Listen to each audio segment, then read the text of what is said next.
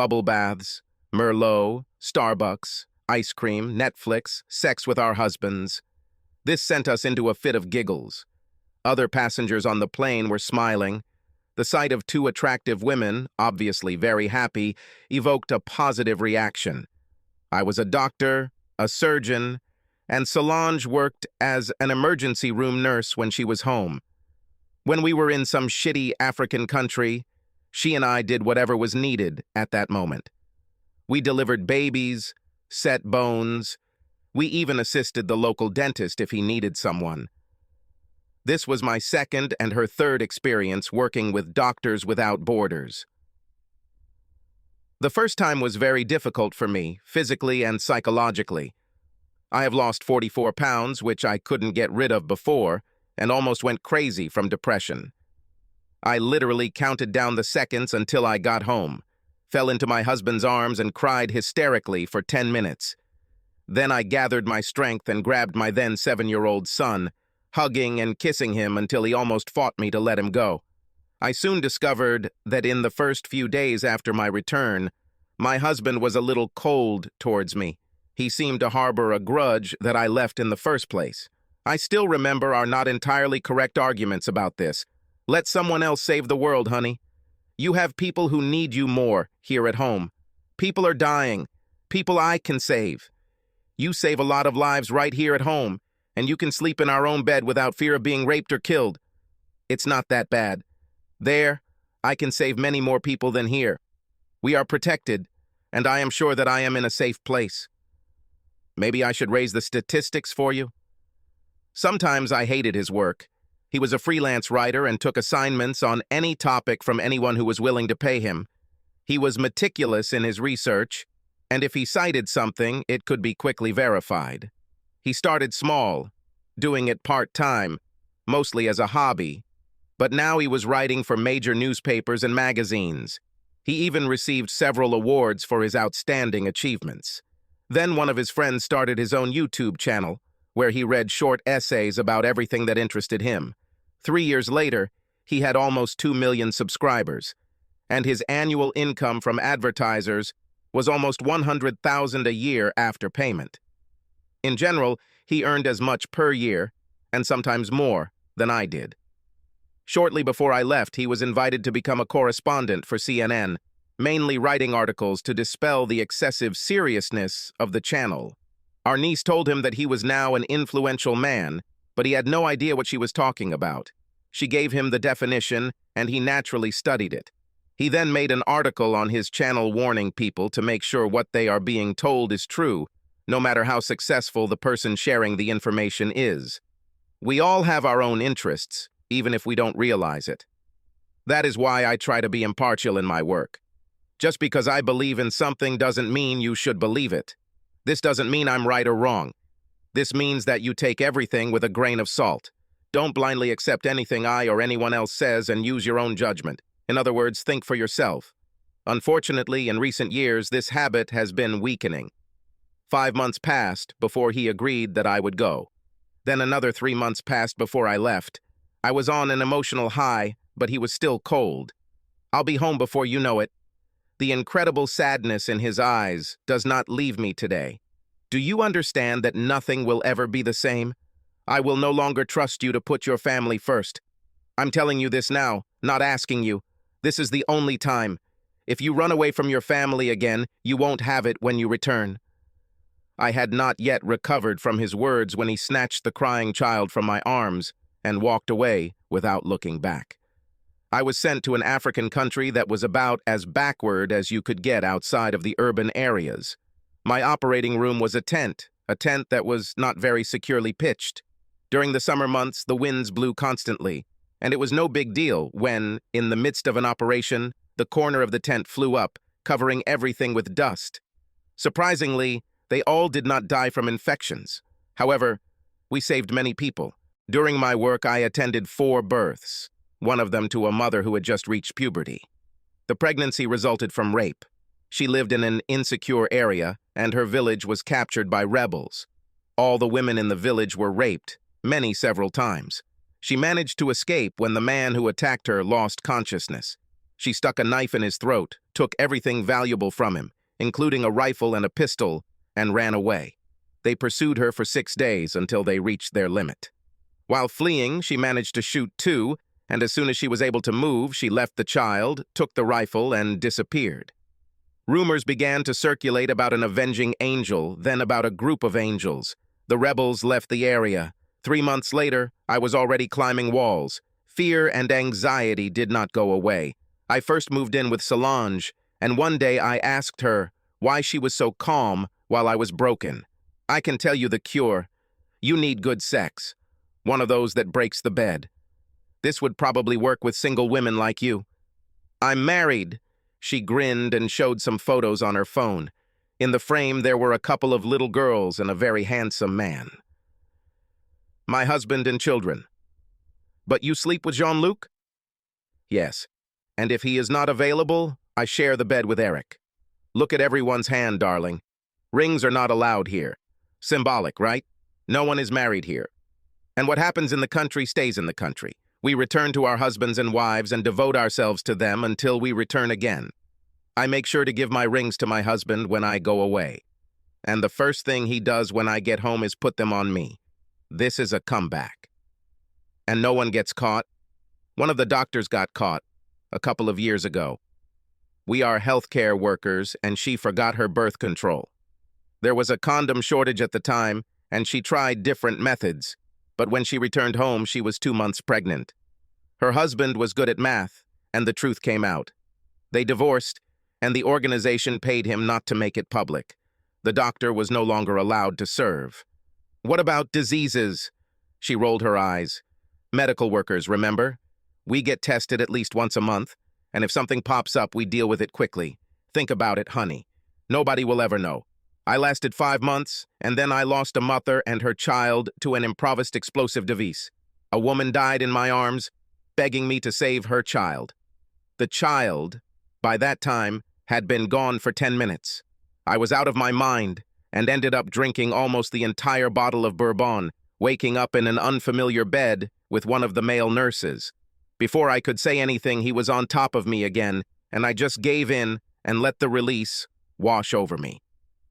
Rodrigo did not leave my bedside until his rotation was completed, and 4 days later, he was replaced by a doctor. He lasted until the end of our tour. I knew my husband would know this the first time he laid eyes on me, but he was too busy still dealing with his anger over my leaving to notice. It took 4 months to get back into his bed, and I have to admit that many times when my husband and I had sex, I thought about Rodrigo or Michelle. A year has passed, and we are back to normal. Then the organization called me and asked me to urgently replace an employee for 3 months. I filled in for a woman who was in a car accident. I never told my husband that it was because a mortar shell hit him too close. We had a terrible fight, and it lasted 3 days. Finally, he raised his hands up. Do whatever comes into your head. Just don't expect us to be waiting for you when you get home. I'll try to be polite if you want. I intend to ask for custody. It will be difficult for you to get it if you go away for months or a year. No judge in his right mind would allow Tommy to live with you. Well, I never expected this. It's only been 13 weeks, and I'll be right back. I tried to reason with him. He stayed in the house for Tommy, but he barely spoke to me until I left. I didn't expect him to do it, but he took me to the airport. I didn't do this for you. I did it for myself. The fact that you're leaving knowing what you're going to lose is what I need to see to keep me going over the next few months. Everything will be completely different when you return. There's no need to rush. If they need you for a month, a year, or the rest of their lives, that's just great. He turned around without another word and left me standing there. I knew he was serious. I knew that if I wanted my family, I had to go after him. I decided to fix this as soon as I got home and turned to the ticket line. Solange greeted me with a hug when I got there. If possible, it was even more terrible than the previous place. I'm glad you're here. Don't bother unpacking. Get ready. We really need you. 40 miles from the village, there was a mortar attack, and I was amazed at the number of people who survived long enough to get to the clinic. My team worked 11 hours without a break. About half of our patients survived, which was pretty good, all things considered. 5 died on my table. After the 4th, I simply turned to the new table and started working. One of my losses was a 9-year-old girl. Her heart stopped as she cried for her mother. I was in a daze. Solange led me into the communal shower and helped me clean up. Modesty was burned out of you quite quickly. There was little time, so the shower was shared. After 3 or 4 times, spying on sex in the shower stopped being shocking. You just crossed to the other side and tried to ignore them. Then she would crawl onto the bed and hug me while I cried in my sleep. By the next week, I had already gotten the hang of it. We talked about our last rotation and our return.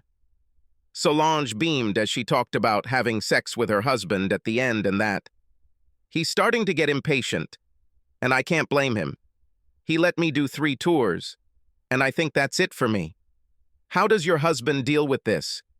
I remember he wasn't too happy last time. He says he's going to file for divorce and seek custody, using my service here against me. I hope I can make up when I get home, but last time, it took him forever to warm up to me again. I wouldn't worry, honey. Perhaps it is his fear for your safety. He may keep you on a short leash for a while, but eventually he will forgive you and come to terms with it. But I wouldn't tempt fate. The organization appreciates everything you've done, but at the end of the day, you have to put your interests first. I hope you're right. I'm going to do my best to make it up to him when I get home, and I absolutely won't be serving another tour.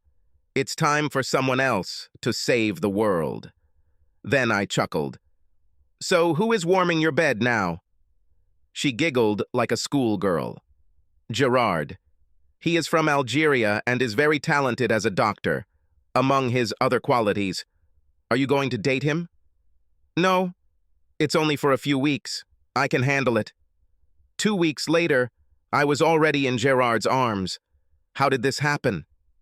Jean-Luc returned, and Solange immediately left Gerard for her former lover. I started itching again, and then everything went one after another. We helped each other for 4 weeks, and I cried when we broke up. I sat on the plane and made plans. There was no way I was going back, and I needed to really get that across to Brian, let him know that this wasn't for me anymore, and from now on, I was going to be a good little wife. Solange told me to work my way back into his heart through our son, and then she laughed. Remember, you may have been itching, but he wasn't itching. He must be damn horny. Wear revealing things next to him, rub against him as much as possible, redirect his blood flow from the big head to the little head, and let things happen. He'll be back on track quickly. This turned out to be a little more difficult than I thought. When I returned home, he was not there. My mom took our baby and said he told her this was too good an opportunity to pass up, and he would be gone for another 10 days. This was a blessing because it gave me a lot of time to focus on my son. If I could get him back, the rest would be easy. While I was making plans to save my family, I later learned that Brian was sitting in the corporate office of our organization and talking with the head psychiatrist. Thank you for your interest in our charity, Mr. Oliver. We could use any publicity we can get. After all, we are funded by donations. It seems like a worthy cause to provide services that are so needed where they are least wanted. I know you're underestimating this, but your organization has lost people over the years, and that should be on the mind of any volunteer who comes to you. This is true. This is why we conduct a complete mental health check before accepting them. Unfortunately, this is a noble cause, but it is not for the faint of heart. Some people experience breakdowns from stress, and in recent years, cases of post-traumatic stress disorder have become common. We offer them full support for as long as they need it. It sounds like you try to take good care of your employees. How many of them do more than one rotation? There are those, but we have set a limit of 4 rounds and do not encourage them.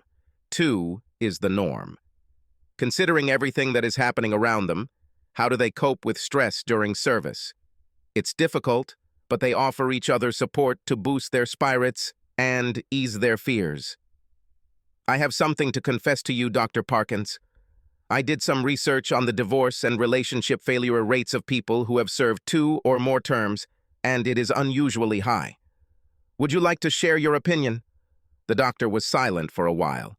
Some people do not cope well with the situations in which they find themselves and seek comfort, however misplaced, where they can find it. We are committed to helping restore any broken relationship. So you consider failed marriages and broken relationships to be acceptable collateral damage? The needs of the many versus the needs of the few? Will this argument fly with the spouses of doctors, nurses, and technicians about to be left behind and wondering if they will have a marriage when they return? I don't like where you're going with this interview. Stories like this will have a negative impact on the organization. Yes, my research has shown that you like to sweep such things under the rug and keep them in the shadows. I found at least 3 cases where significant money changed hands to avoid attracting public attention. Do your donors realize they are funding this? The doctor stood up. I consider the interview to be over, Mr. Oliver. I encourage you to think about what you write.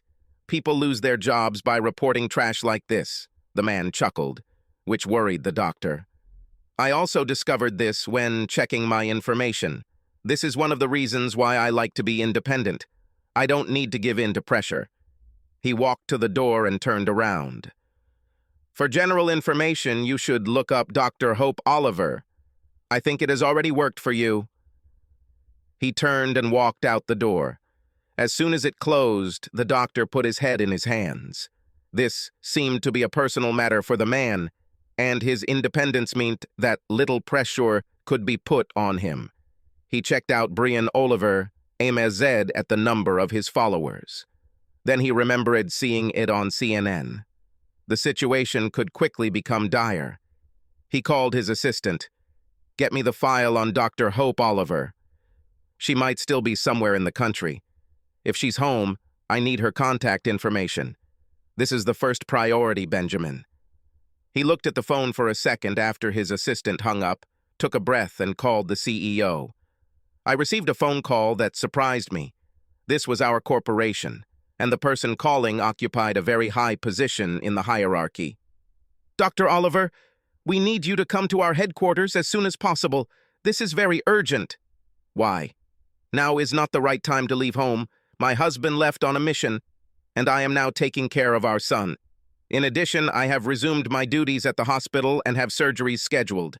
And if you haven't read my dossier, you should. I will no longer serve. It was a very pleasant experience, but it's time for me to be with my family. My husband was not very supportive of my service. Your husband is exactly the reason we are calling. He was here yesterday and said some very disturbing things. Something that can greatly harm us is in the public eye. We are trying to figure this out, and it would be in your best interests to come to us. I felt like blood was flowing out of my body. Brian looked like a bloodhound. Once he caught a scent, he would pursue it to the ends of the earth if he thought it was worth it. Doctors and nurses are natural gossips, and if one of them spills the beans about something that happened overseas, it could be very, very bad for a lot of people. The first thing I did after hanging up was call Solange and tell her what the man said. I used to brag to her about what a good journalist Brian was, and we got to watch him one night in France when we were flying out while he was on CNN. Jesus Christ. This could be a disaster. My husband doesn't know how to forgive, and he will leave me in an instant. You need to contact your husband, Hope.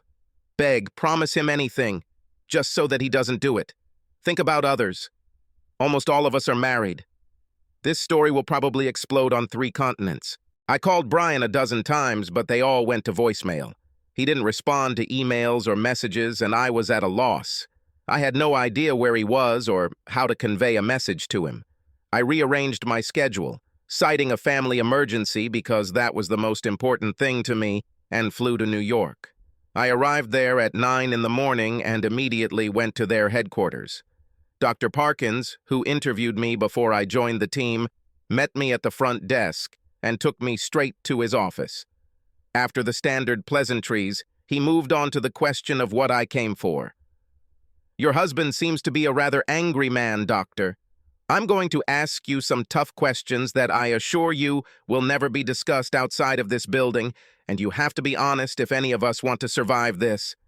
Are you ready? I nodded, knowing what would happen next. Did you have sex with any other employee during your assignments? If yes, then with whom? Were you careful? Did you avoid making public statements?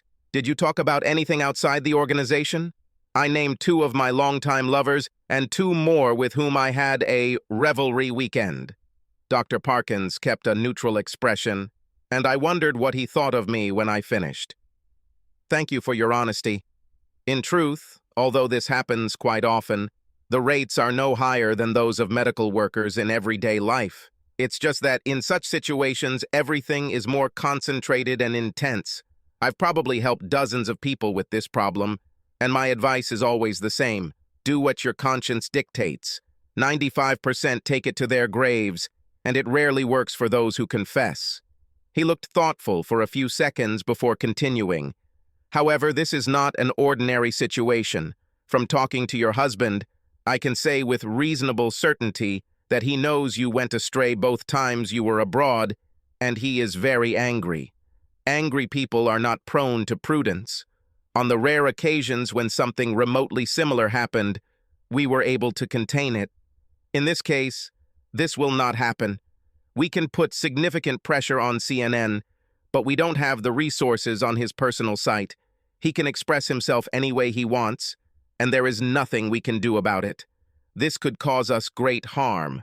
How many spouses will be as supportive as we are after the story gets out? We need these people to exist. If you have any influence over your husband, now is the time to show it. My answer did not make him very happy. Sir, now I have no idea where my husband is or what he is doing. He refused all contact with me. Who knows what he might do? We found out about this the next day. Every newspaper in New York wrote about it and was picked up all over the world. 4 dozen spouses have filed a class action lawsuit against the charity for destroying their marriages and long-term relationships over the past 6 years. They demanded millions in compensation. The lawsuit was international. It was filed in French, English, Italian, and Algerian courts, as well as in the United States and Canada. The charity found him to be determined and very, very angry and uncooperative. They tried to reason with him until he told them that he had recorded every meeting or telephone conversation since he began the investigation. He knew that he was subject to the laws of our state and 2 others, and even if he did not use them in court, he could use them on his channel.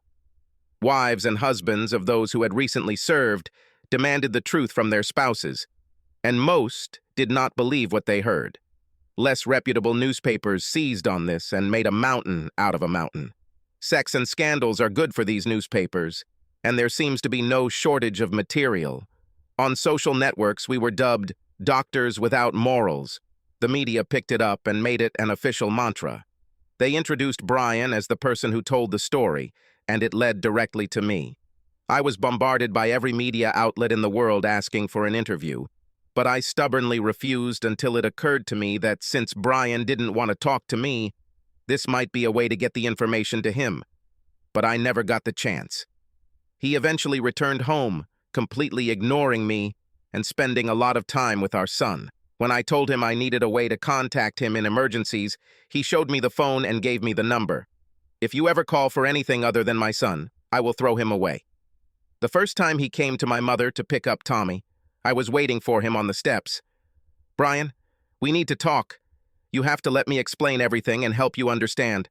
What I did there is completely unrelated to us. It never intruded into our lives and meant nothing when I was at home. He looked at me for a second. Let me ask you something. While you were having fun having sex, did you think about how your actions would affect our marriage? Would you forgive me if you came home and discovered that I had a series of affairs while you were away? And I said they didn't mean anything because you weren't here? This is not the same thing. Nonsense. The conversation is over. Bring Tommy out so I can leave. This conversation makes me sick. After that, he stopped talking to me. When I tried to start a dialogue, he just looked at me until our son came out. Tommy was living with his father again. The court decided to leave him there as it was what he was used to and where he was most comfortable. The judge also ruled that Brian could live in our home until the case was resolved because he was the primary caregiver. I rented a small apartment next to the hospital. It was an ordinary box, nothing like the house with a big yard that we bought 5 years ago. Brian didn't have to work as many hours as I did, so he became a semi-house husband. He worked while Tommy was napping, and later while he was at school. He re-landscaped the backyard, installed a fence around it when he was finished, a sandbox, a swing set, and a very large above-ground pool where they spent hours in the summer. I think I've probably gotten into it a couple of times in the last 5 years. One day I came home to find 3 teenage girls in bikinis frolicking in our pool. I was very angry, but Brian chuckled. "You know, I still need to work. I could work at night and you would take care of him, but do you really want to come home to the needs of a 6-year-old after a day of work? It will be better this way." Kimberly, the one in the red bikini, is highly qualified as a nanny, so I hired her. The other 2 are just friends. Part of the employment agreement was the use of the pool a couple of days a week.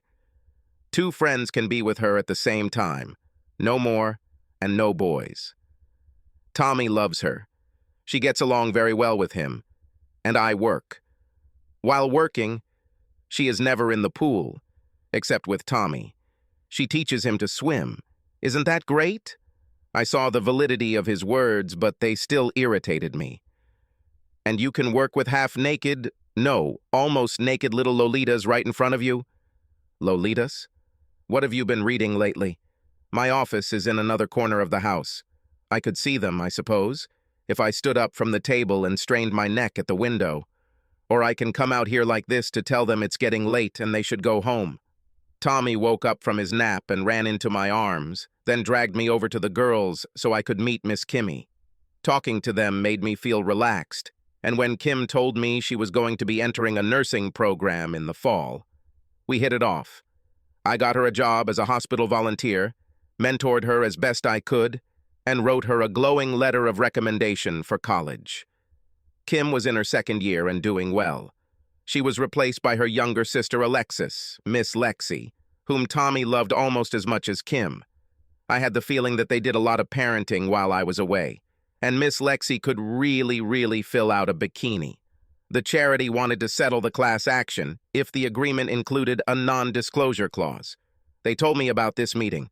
Brian laughed, which caused heartburn among their lawyers. "Everyone else agreed. Why can't you forget about it and move on with your life?" asked one of the lawyers. "I live on," Brian answered, "but I have not forgiven her or your organization. I know how hard you recruited her, telling her how good this would look on her record and could lead to consulting opportunities down the line. I'm still digging to understand how you work. In every other case, the offended were bought off, sometimes with money, sometimes with business dealings. I don't need money and there's no way I'm going to bed with you idiots. I'm currently writing a 2nd article about your organization and I'm running out of time, so fuck off." They stood up to leave, and just before they walked out the door, the youngest lawyer, a woman 3 years out of law school, asked him a question. "Isn't your anger a little undirected? In the end, it's all because of your wife. She cheated on you. I understand everything, and I'm sorry. But isn't it her life, not ours, that you should turn into hell?" He smiled at her, which made her nervous. He then showed her a photograph of his son. "This is my son. It was thanks to him that I didn't burn out my wife. Without him, she would have been a corpse the moment she stepped off the last plane. Perhaps my anger is misdirected, but over the years, your organization should have realized that these things happen. Heck, you even wrote protocols on how to deal with an angry spouse. You've assessed the impact this will have on your organization and decided that a little collateral damage is acceptable. Apparently, it was like that until I showed up. I must be your organization's worst nightmare. I have an independent income, so you can't pressure me about my job. I make good money, so you can't starve me. And I have enough rage to ignore veiled threats. You can go." She was a little pale when she left. The raw anger coming in waves from the man was enough to confuse her. I wasn't surprised when I received the divorce papers. Every step I took ended in disappointment. I came to his house so often that he filed a restraining order. If I came within 100 feet of him or the house, I could be arrested. My employers were unhappy with the circus my life had become. In my home country, I didn't do anything wrong, and so far everything that was brought forward amounted to accusations. But the administrator still called me into his office. I am speaking to you on behalf of the board of directors. Your personal life becomes a distraction, and we cannot allow it to disrupt the normal daily routine. You are a brilliant surgeon, and we respect you very much. This is not an official statement, but simply a friendly request to you that you ask your husband to tone down a little. Please. I promised that I would do my best, knowing that, at the moment, I couldn't even talk to him. He told me I could send emails if absolutely necessary. So that evening, I sat in front of my laptop and wrote for 5 hours before I decided I had it all figured out. I clicked the send button and went to bed, hoping for a response. When I read the answer the next morning, I shuddered. I could care less about your professional reputation, your relationship with the hospital, or any collateral damage I cause unless it involves our son.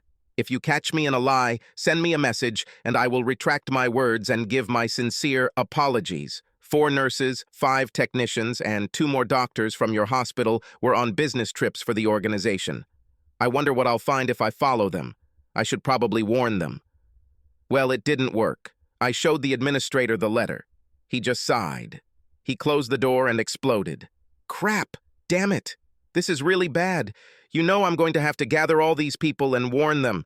They might not take it very well, and you'll have to work with them, so things might get a little tense. The hospital cannot, under any circumstances, reduce the quality of care for our patients, so I want you to call it a day and then clear your schedule. Take a week off to try and solve this problem. Good luck. Well, that was pretty clear. Fix this mess or start looking for a new hospital. The boss conducted interviews, and I received some pretty interesting calls. 3 technicians, 2 nurses, and a doctor were in a relationship while on a business trip. The 2 slept with each other and took this intimacy home. All of them were married or in serious relationships. Now, 6 people were agonizing over the decision. Should they come clean now and hope for the best, or control themselves and deny everything?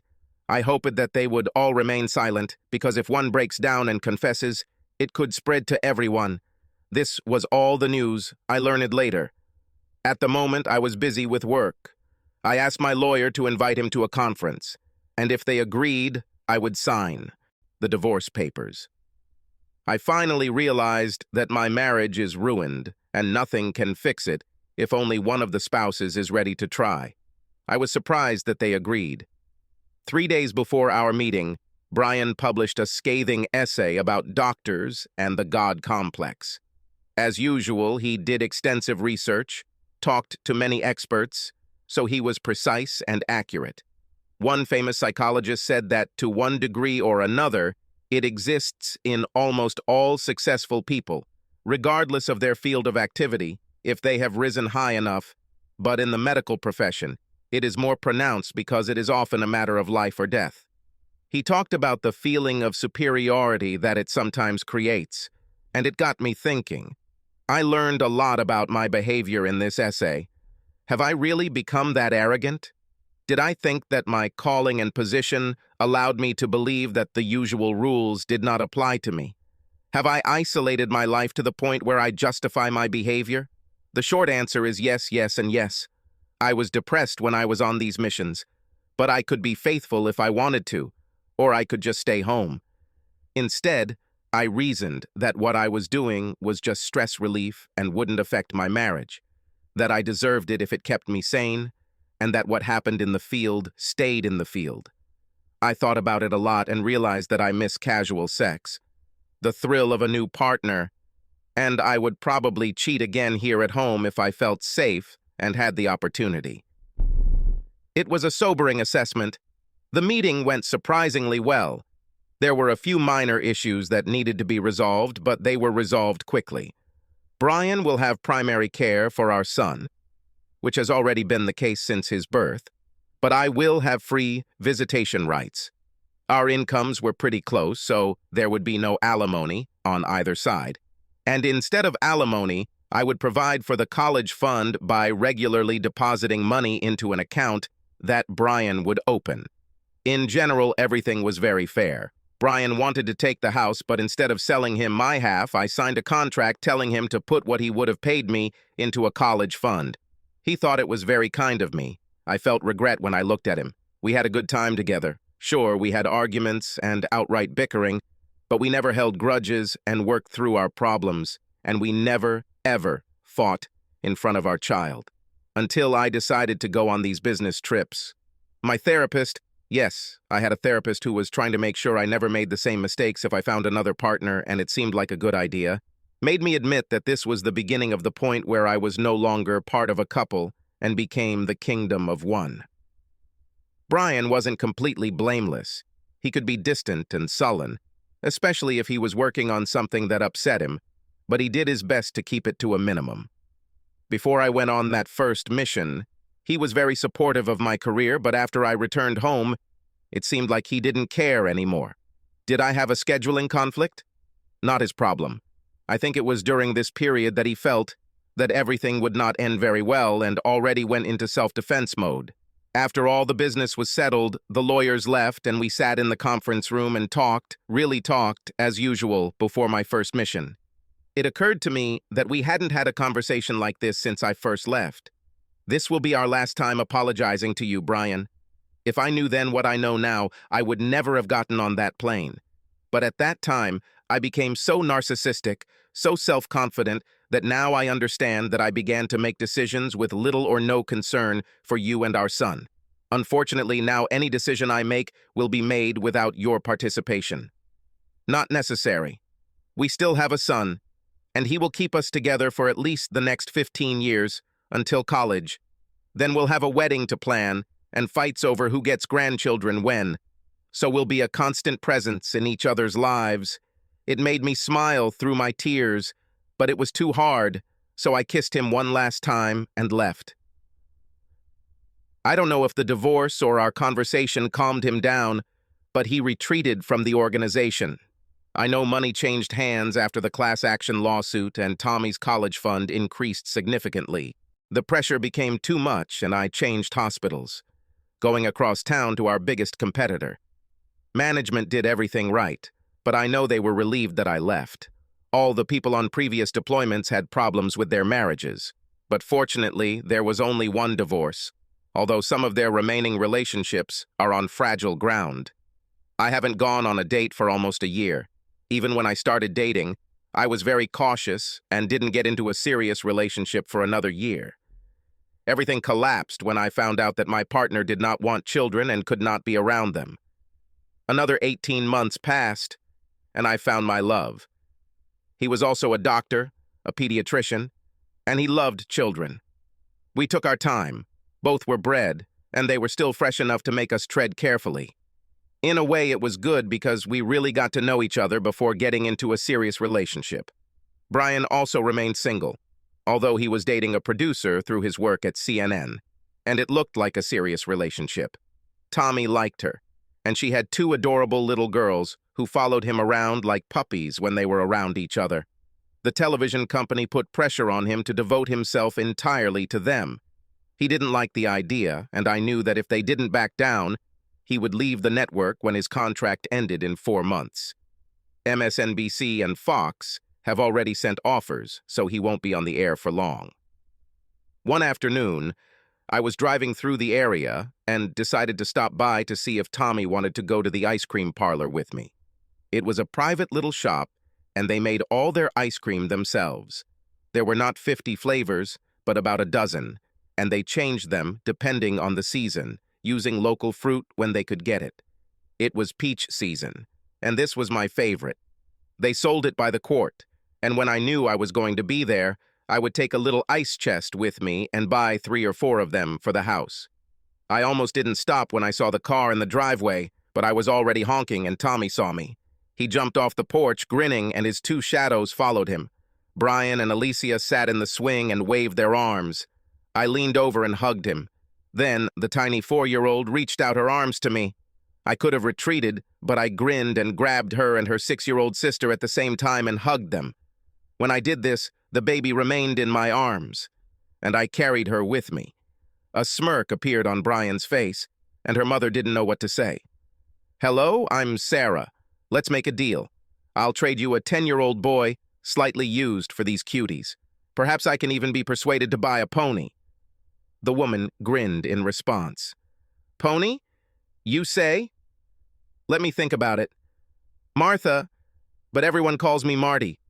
Sarah, I can't say what they call me in mixed company, but it rhymes with witch." Then Sarah. I turned and hugged Tommy. "It's time for me to go, honey." I was just passing by and thought about going out for ice cream. "But I see you're busy. We'll do this another time." I forgot that I had a 4-year-old child in my arms, and she started pulling my hair. "I want ice cream. To do this, you will have to talk to your mother." I tried to lower her to the ground, but she did not give in. "I want ice cream." "Looks like I'm stuck, Marty. Would you like to go get some ice cream? It's right down the street, and they have the best homemade food you can taste. It's peach season right now, and it's my favorite. Am I giving you a treat?" She chuckled and stood up, giving Brian a small peck on the cheek. "I'll be back in about 45 minutes. Why don't you get everything ready for the grill?" We decided to walk. The image of Brian with his mouth open made me grin as we walked towards the store. Taylor refused to go, and I forgot how hard it is to carry a small child in your arms. We told them to behave or they would get nothing, and they complied. Taylor changed her mind 3 times before settling on blueberry. Alice looked at the choice with a seriousness that would put other 6-year-olds to shame and decided on a banana. I took the peach one, and Marty, after the restaurant worker gave her a taste, also took the peach one. Tommy knew all the flavors and chose vanilla. The girls tried what the others had and decided that the peach was very tasty, and next time they would take it. They remained surprisingly neat and clean under the circumstances, and they were a happy group of children heading back. Marty took Taylor, although she was fussing, so Alice clung to my hand. We arrived, and I told them it was time for me to go. I received little sticky kisses and big hugs from my son, and walked away, smiling. Marty would be good for Brian, and he always wanted more children. It looked like he was changing his place of residence. Marty called me out of the blue and asked me to have lunch. I had to think for a minute, knowing she wanted to talk about Brian. Then I made a decision. "Can you come to the hospital around noon? We'll have to use the cafeteria, but they have surprisingly good food." "It will be wonderful. Is midday okay?" "See you here." Marty was much smaller than me, but she had the confident demeanor of someone who had achieved success in her field. We made our selections and sat down, making small talk as we ate. Pushing her tray aside, she grinned. "Brian and I are going to get married. I wanted to be the first to tell you about it. I don't mean to gloat. Your past is your past and has nothing to do with me, but you, through Tommy, are still a big part of his life. I just thought it would be better if we met face to face. If you don't mind, would you mind telling me what went wrong in your marriage? I know Brian can be a little narcissistic sometimes when he's on deadline or chasing something important, but he's still the sweetest person I've ever met. Now, enjoying years of therapy, I was able to be honest. Basically, in my mind, I became a little more important than Brian. Oh, I knew he was great at what he did, but I was a doctor. People lived or died by my skills, and I became a little overconfident. Besides, Brian was always a homebody, and I liked to go out and get all the attention when people admired my looks or my skills. I started making unilateral decisions, thinking that I was much better than him at making family decisions. In the end, these were not family decisions, but what Sarah wanted decisions. I made a lot of bad decisions. Dr. International was just the straw that broke the camel's back, but even when he told me that he would divorce me if I left again, I was confident that I could get him back before that happened. You know how it turned out. Would I have changed anything at the time if I had known what I know now? Perhaps, but it would be short-lived. I ended up leaving, knowing the consequences, having sex with 2 partners while I was away from home, and then expecting everything to be fine when I got home. It was a shock and an eye-opener when this turned out not to be the case. I know that this, to a large extent destroyed my view of myself as a person rising above the limitations of society. In the end, I had to change jobs. I lost my son and my husband, and nothing I did was worth the price I paid. She sat for a minute, absorbing what I told her, then sighed. I have a little experience in your situation, not for me personally, but I have worked with many famous talking heads, and I have experienced firsthand their arrogance. One insisted that I do him a favor right before the broadcast. We were in his office and he pulled down his pants. Nothing helps me look relaxed on screen like enjoying myself below the belt, he said. I grinned, and when I picked it up, I pulled it with all my might. He screamed like a little girl. I pulled him to my knees and leaned towards him, whispering, "If you try this again with me or any other woman here, I will come back and finish the job. Nod if you understand." He nodded weakly, and just as he thought I was going to let go, I yanked down and then punched him in the face as hard as I could. My handprint remained on his face for 4 hours. They had to urgently look for a host for the show. Upper management threatened me, but I recorded the conversation and short footage of the incident and told them that if this had any negative impact on my career, I would sell the story to their biggest competitor. After 6 months, they decided not to renew his contract. She looked down at her manicure and then looked up and grinned. As you can see, I know very well what a God complex is. Moreover, I know how to avoid people who have it and how to deal with those with whom I come into contact. I'm glad that you realized the mistake of your behavior, and I'm sorry that you got divorced, but I'm glad that as a result, I got the man of my dreams. Does it make sense? This is true. I told my new man about this conversation that evening while we were cooking dinner together. It was kind of our thing. If one of us arrived much earlier than the other, we would do it alone, but we didn't really like it. We used this time to relax, talk about our day, and let the stress of our professional lives dissipate.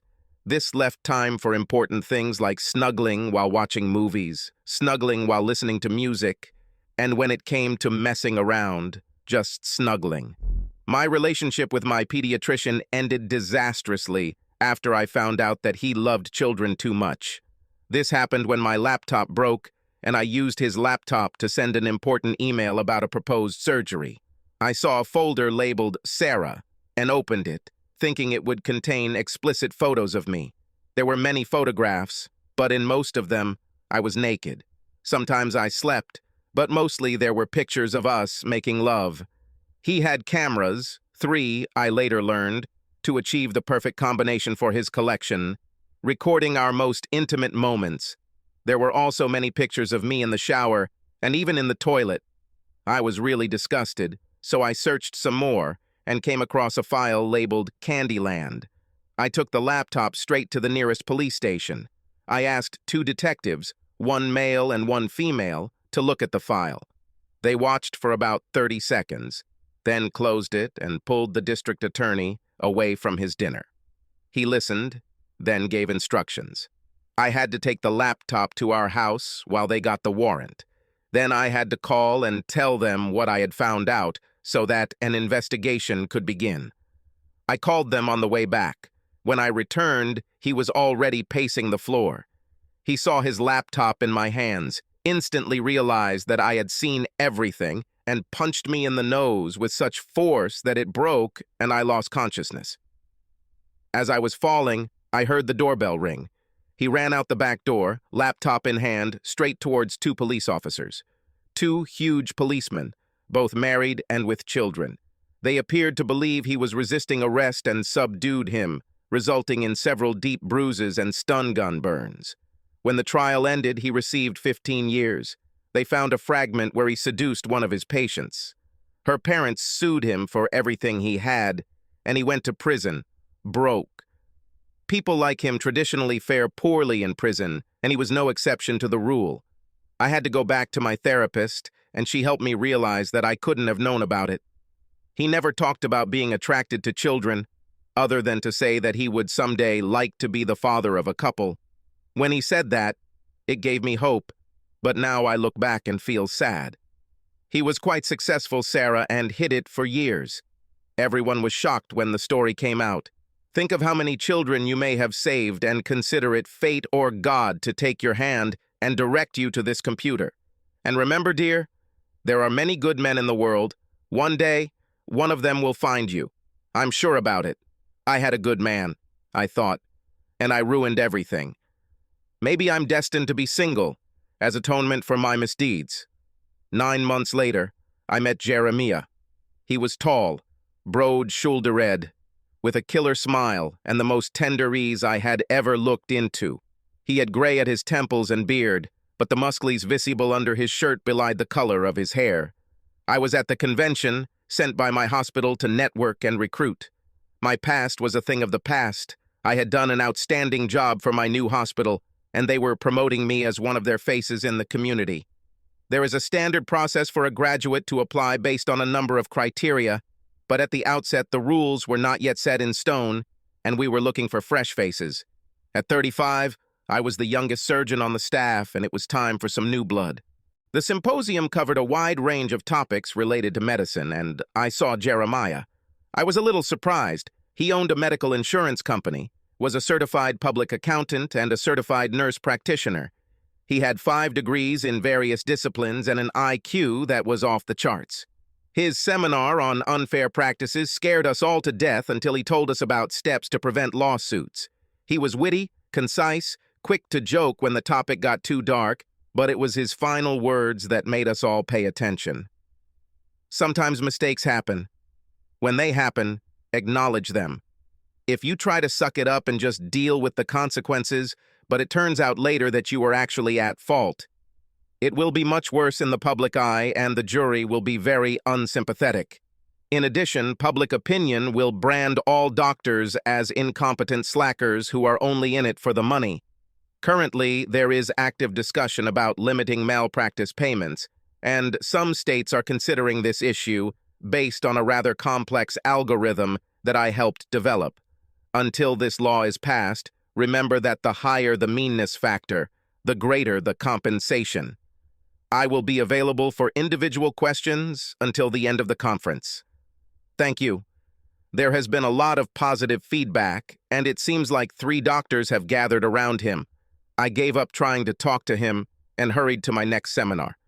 I didn't see him until late in the evening when I ran into what I thought was an empty conference room, trying to dodge another doctor who had drunk a magic drink, the one that makes all men think that they are a gift to all women and that they should worship them accordingly. You had to either hide or slap him, and that wasn't very good. I nearly jumped out of my skin when his voice came out of the darkness. Let me guess, hiding from your demons? I recognized him and smiled. I'm afraid only of one. And you? I needed a break. With the amount of time doctors devote to training, some of them can be extremely ignorant of how the real world works. You don't need to repeat it. As a doctor, I can say that I have made many stupid decisions in my life, but I am proud to say that none of those decisions involved a patient. Well, then that puts you first. We spent the next 15 minutes having a pleasant conversation. Then the door swung open, and he appeared. Dr. Miracle Dick. Where are you? And what are you doing? Well, I was going to have hot sex with this guy, but you barged in and ruined everything. Go away, I've almost reached the most interesting part. He swayed slightly as his alcohol-soaked brain tried to comprehend what I had said. He was about to leave when Jeremiah stood up, towering over him. Leave if you don't want to look. He opened and closed his mouth several times before muttering, damn, and staggering out. We looked at each other before breaking into laughter. When we stopped, we started talking, just pleasant conversation about safe topics. I kissed him on the cheek when we parted, and he hugged me very sweetly. The next morning, I saw him at breakfast, and he stood up, inviting me to join him. I went to my seminars, and he held his after we agreed to have lunch. Lunch was pleasant. He took me to a restaurant away from the conference where we could relax, then to a small club where the music wasn't too loud, and we danced a few slow songs. I was a tall girl, but in his arms, I felt tiny. Back at the hotel, he took me to my room and kissed me very nicely. Not too strong and without a tongue, but promising. It made me want more. We discovered that we were from the same city and our relationship developed quickly.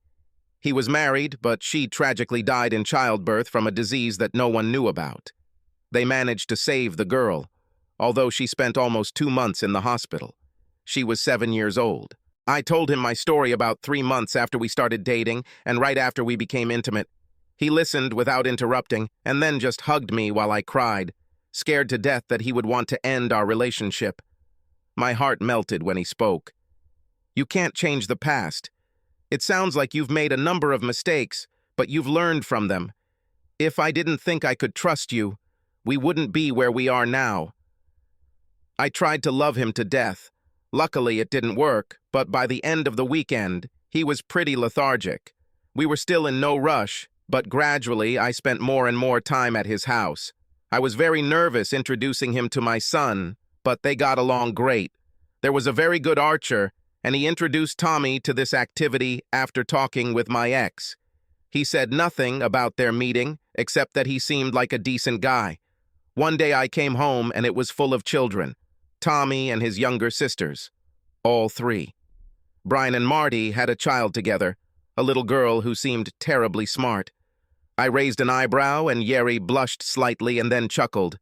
We'll manage this herd for 2 days while Marty goes to New York to collect his reward. It looks like her star is on the rise now that she is the executive producer of Brian's new show. CNN got Brian to host an hour-long show 3 days a week, alternating with another show. Ratings were high and rising. Brian's only demand in the negotiations was that the show be hosted by his wife, and the network immediately agreed. Marty did such a good job that the show won an Emmy, and Brian couldn't help but be proud of his wife. In one of his shows, he even spoke eloquently about how much he loved her, leaving her confused.